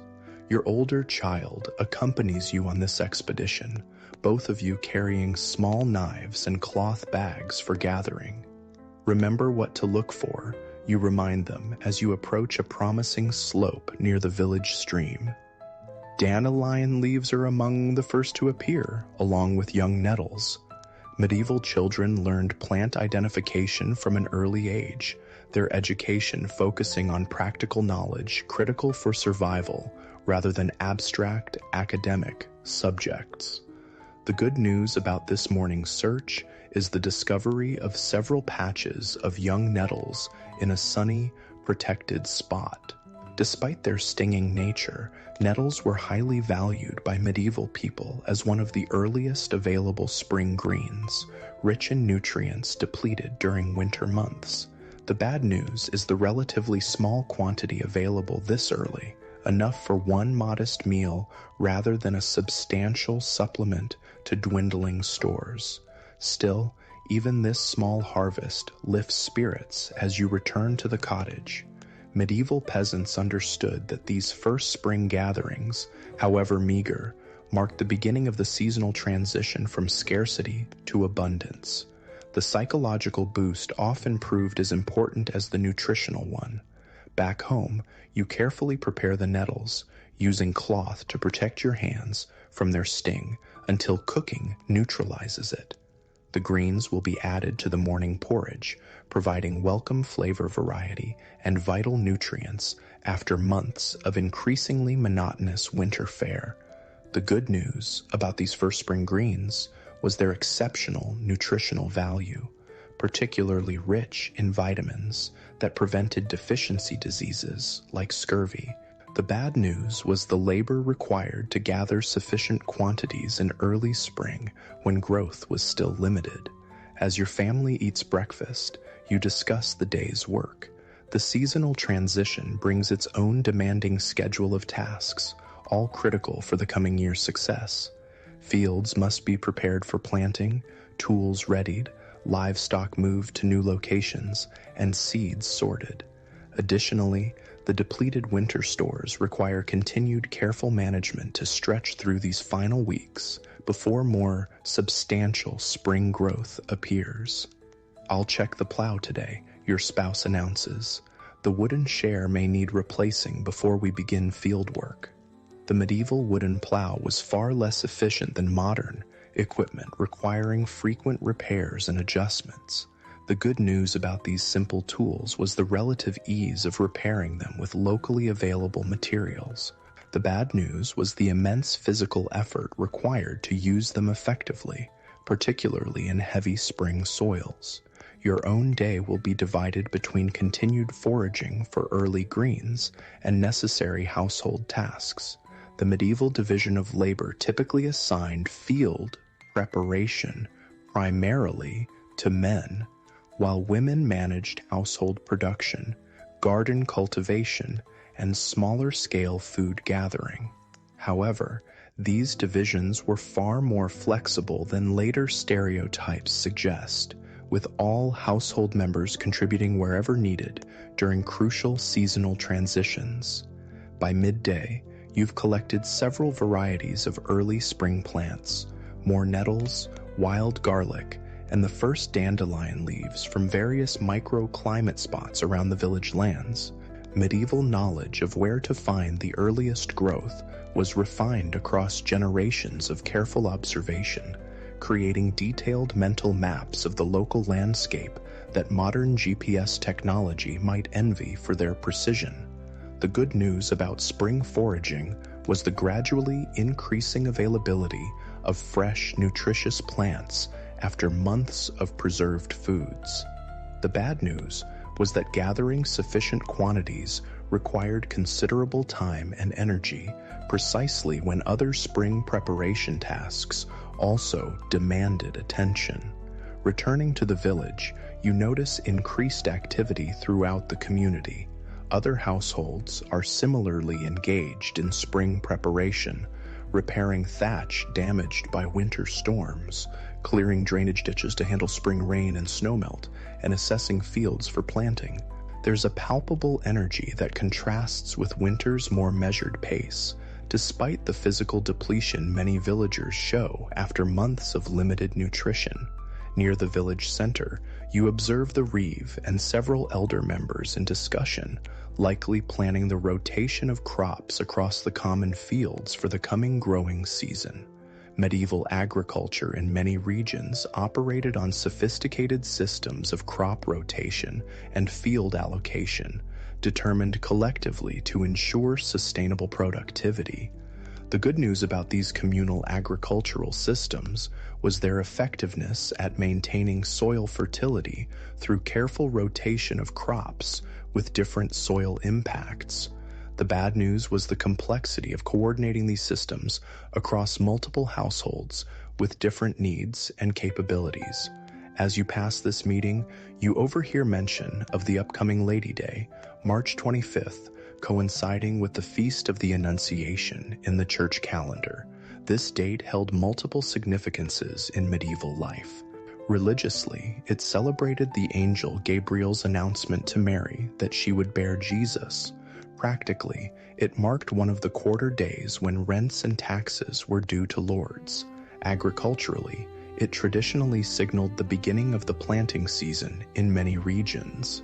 The good news about these quarter days was their predictability, allowing households to plan financially throughout the year. The bad news was the particular challenge of meeting obligations at Lady Day, which came at the end of winter when resources were most depleted. The Lord expects full payment despite the harsh winter, someone comments, voice tinged with resignation rather than surprise. Medieval peasants understood the inflexibility of these obligations, which remained due regardless of individual household circumstances or seasonal hardships. Back at your cottage, you find your spouse and children engaged in tool preparation. Wooden handles for hoes and rakes are being smoothed of splinters, metal parts cleaned of rust and sharpened where needed.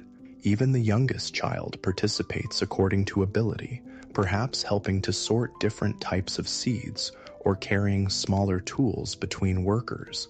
The good news about this family-based production system was its effectiveness at teaching necessary skills from the earliest ages.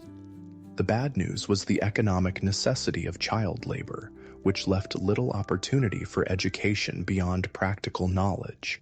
The afternoon brings another critical spring transition task: assessing and preparing any livestock that survived the winter. Medieval peasants might own a few chickens, perhaps a goat or cow, and if fortunate, an ox or horse for heavy field work. After months of reduced fodder and confined conditions, these animals required careful attention before returning to more active work or breeding cycles. The good news about livestock care in early spring was the gradually increasing availability of natural grazing as plants began growing again, reducing the need for stored fodder. The bad news was the weakened condition of many animals after winter, making them vulnerable to disease and less productive during the crucial early growing season. As daylight begins to fade, noticeably later now than during deep winter, your household gathers for the evening meal. Tonight's food represents the classic late winter, early spring pattern, a thin porridge of remaining stored grain, enhanced with the day's foraged greens, and perhaps the smallest portion of preserved meat or fat saved for these difficult final weeks. The good news about such meals was the increasing variety provided by early spring plants. The bad news was the continued caloric deficit that left many peasants physically depleted just when spring labor demanded peak energy.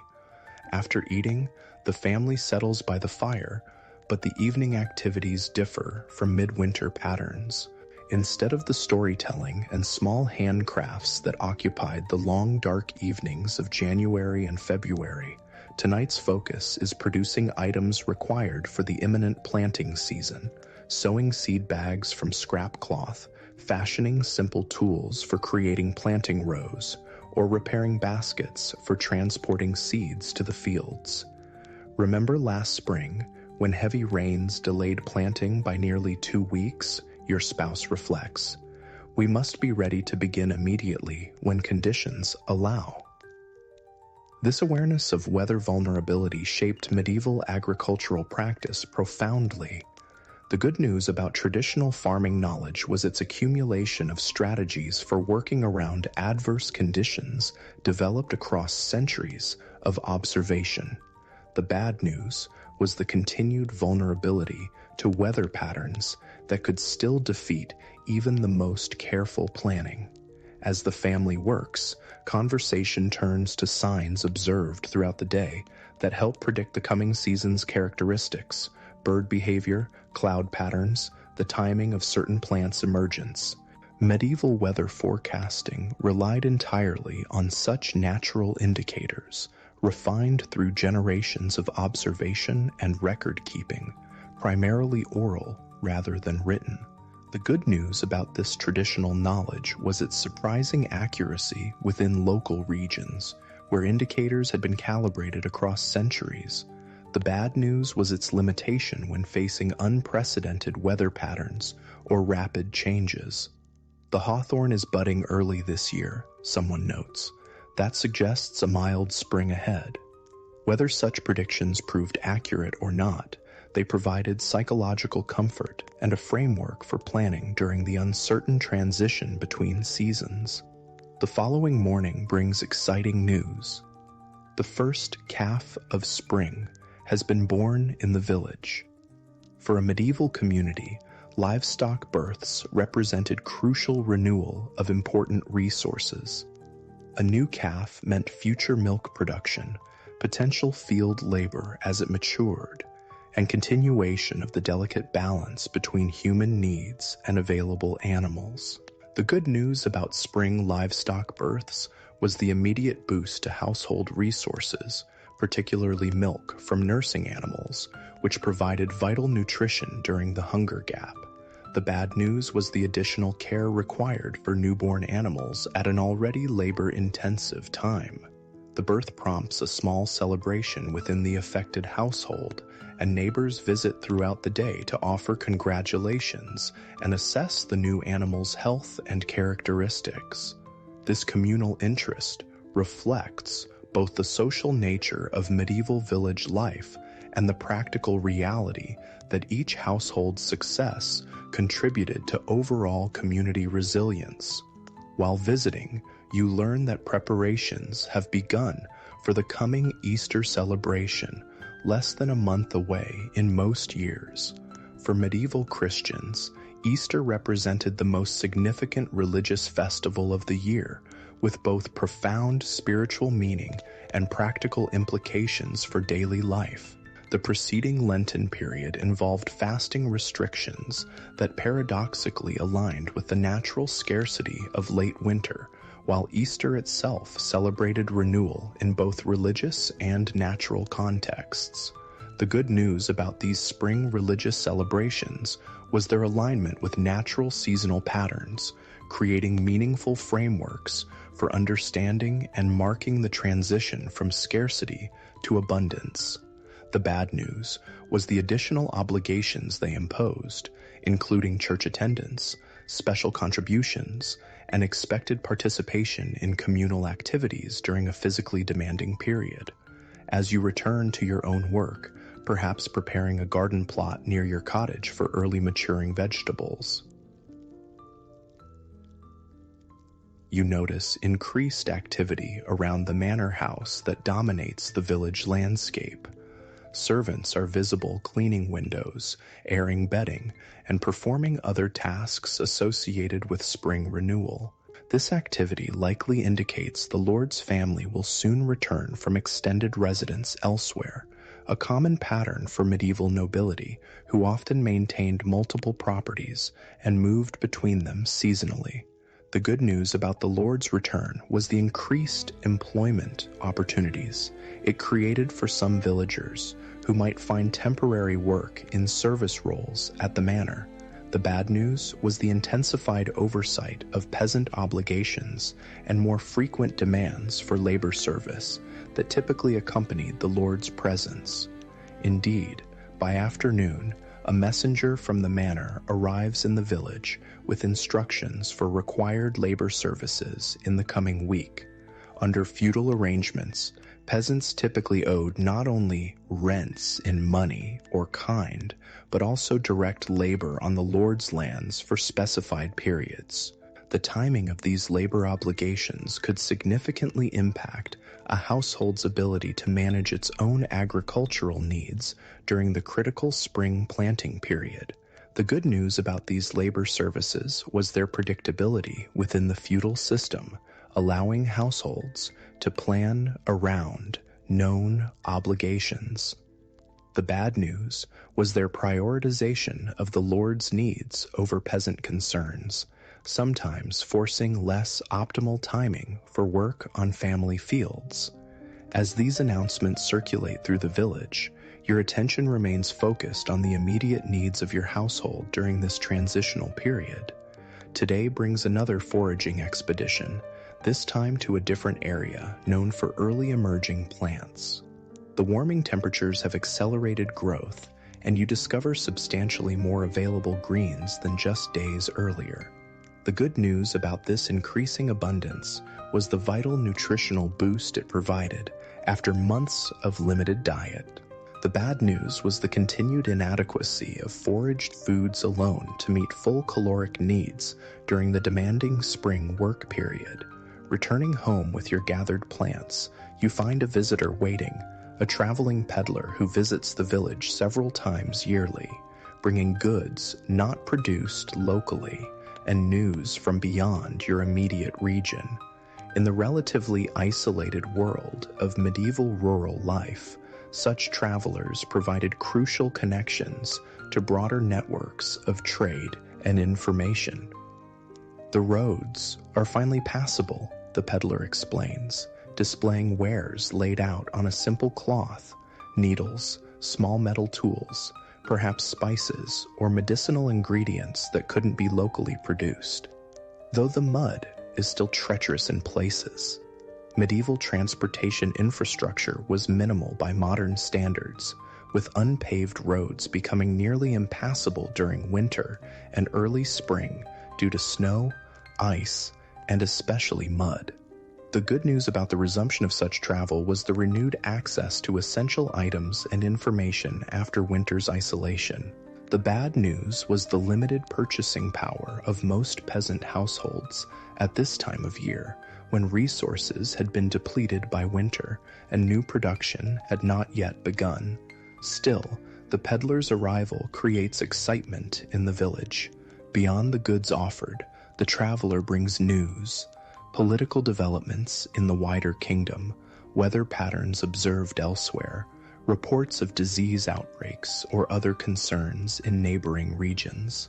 Medieval information networks operated primarily through such person-to-person transmission, making travelers important vectors for knowledge as well as goods. There's word of a new tax being considered, the peddler mentions, lowering his voice, to fund the king's military campaign across the channel. Such news would be received with concern in peasant communities, where additional financial burdens could threaten already precarious subsistence. The good news about medieval political systems was their relatively slow pace of change, allowing communities some time to prepare for new obligations. The bad news was the limited influence ordinary people had over decisions that profoundly affected their daily lives. As evening approaches, your household joins others for a communal work session, preparing the shared planting equipment. Medieval villages often maintained certain tools collectively, particularly expensive or specialized items like plows with metal components.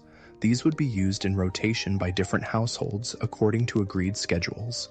The good news about this system was the economic efficiency of sharing costly resources across multiple families. The bad news was the potential for conflict over scheduling and maintenance responsibilities, particularly during the time-sensitive planning season.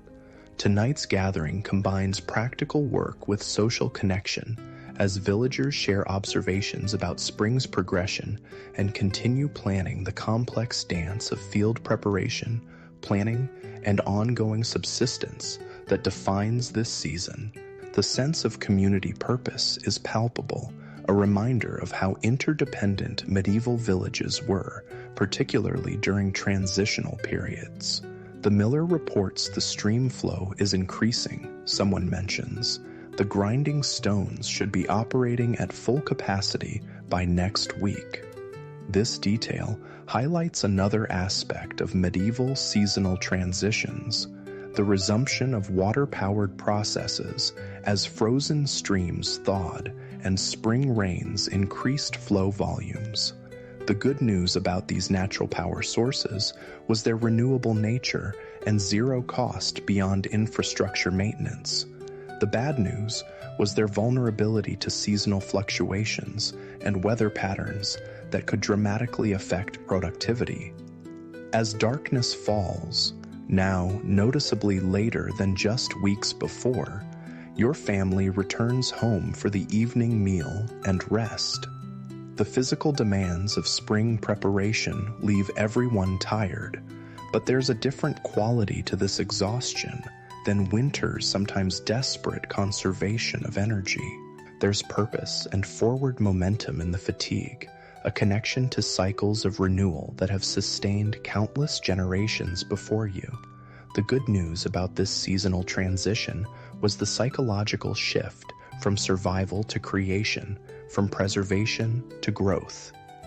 The bad news was the physical toll taken by intense spring labor on bodies already compromised by winter's nutritional limitations. As your family settles for sleep, conversation drifts to plans and possibilities. Children discuss which crops they're most looking forward to tending, anticipated celebrations as the season progresses, hopes for particular outcomes like abundant fruit production or successful livestock births. These conversations, happening in countless medieval households as winter gives way to spring, reflect the remarkable human capacity for renewal and forward vision even amid challenging circumstances.